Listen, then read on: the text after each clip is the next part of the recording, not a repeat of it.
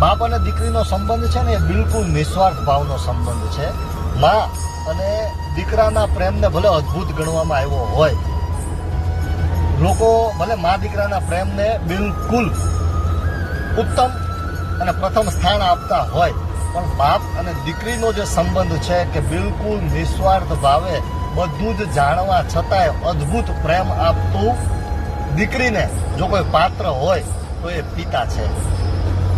માને તો કદાચ થોડો કઈ સ્વાર્થ હોય કે ભાઈ આ મારા ગઢપણનો સહારો બનશે, એટલે એ સ્વાર્થ ગણી શકાય દીકરા માટે.